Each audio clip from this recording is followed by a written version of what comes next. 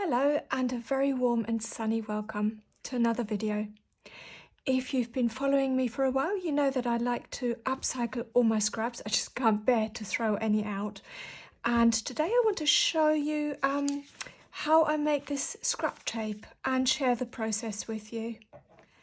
There are different ways of making this tape, and I like using this thermal till roll because it saves time to actually cut paper or baking paper strips and then joining them, because this is a continuous length and you can just tear it to size.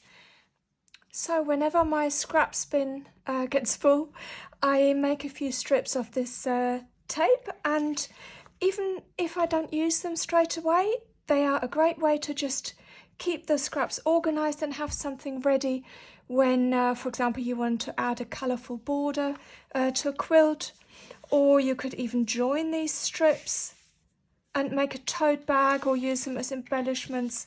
There's all sorts of applications for them. I also tend to have a few on the go so that you can chain piece and make the process a little bit quicker. The strips that you're using need to be a little bit longer than the width of your strip, and bearing in mind that you have a seam allowance each side, you need to have a little bit in the middle, so you can go quite slim, but yeah, just bear in mind that you're losing a 1/4 inch on each side. You might wonder why you would need to have a stabilising sort of piece of paper at the back, and the reason is, and I have tried this, if you make scrappy tape and just join the fabric strips without having anything at the back, they tend to warp after a short length, and you know, when you come to straightening the strips up, you would lose quite a bit of fabric either side, and you know, they do tend to get quite wonky, and this really helps to make them really nice and neat. So let's get started. The reason I'm taking my stitch length down to 1.5 is that the tighter perforation of the paper actually makes it really easy to remove the paper later on, so you can see how easily it comes away. This will be the last stage, but I just wanted to explain the reason behind that. So to start, take a new length of paper, and if you're using longer lengths, to stop this from getting in the way and flapping about, just pop a little paper clip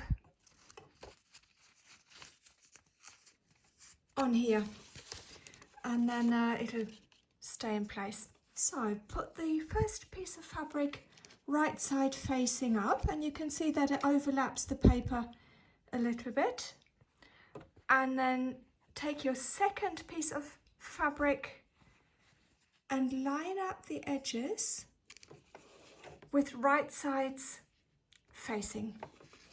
And just a quick word on the needle, I don't use any special needles for this.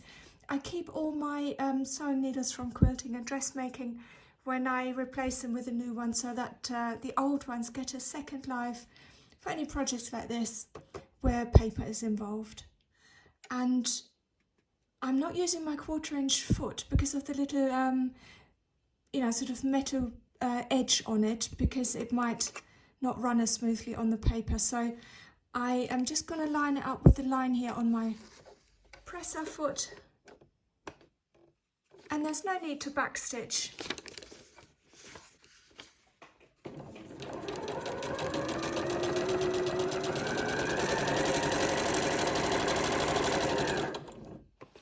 And instead of bringing the needle up and cutting the thread, I will chain piece, as I mentioned earlier. So this is a piece that's already started, and because this is thermal paper, you don't want to use an iron on it because the heat makes this turn black. That's how your till receipts are printed, I presume through laser. So all I do is finger press Hope you can see this.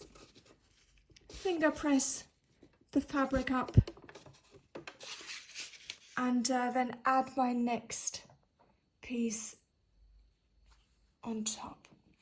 And you can colour coordinate, you know, if you to match up a certain quilt maybe, or you can just add them randomly like I do here. So, and make sure that this is nice and straight, because if you don't smooth this out, and you might have, you know, surplus fabric, then it's going to put out the final tape.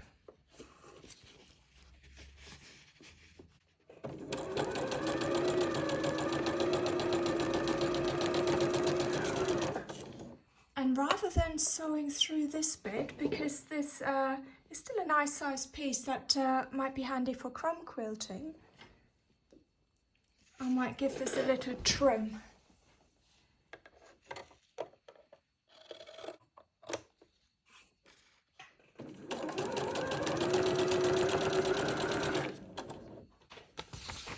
And so you can just carry on building up your strips and hopefully making a dent in your scraps pile.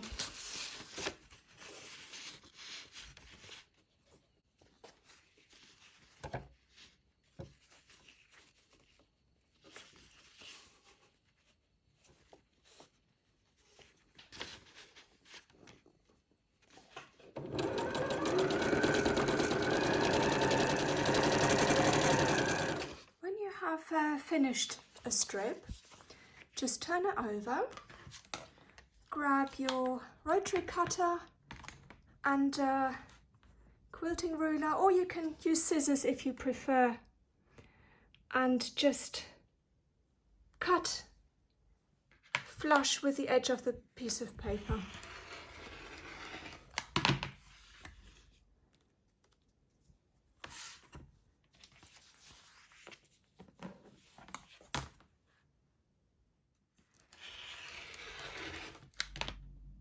I keep the strips in a drawer with the paper so they stay in shape, and when I'm ready to use the strips, then I will take the paper out.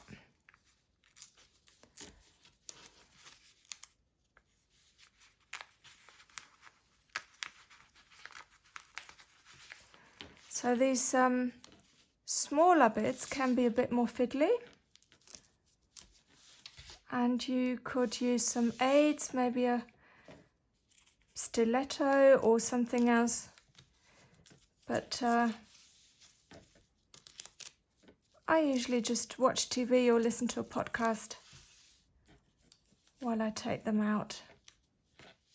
And I just show you in comparison how easily the wider ones come out, where you can actually get your finger in between. So you could do the wider ones first and leave the fiddly bits to last.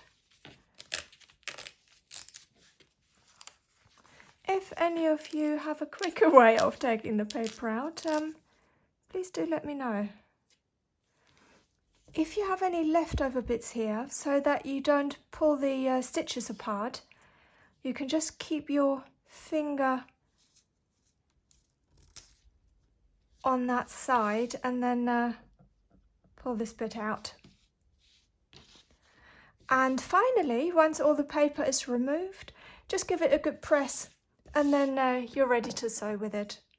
I hope you enjoyed this short video, and it has inspired you to dive into your scraps bin and add some colour and patterns to your next project. Thank you so much for watching, and I hope to see you again soon. Bye!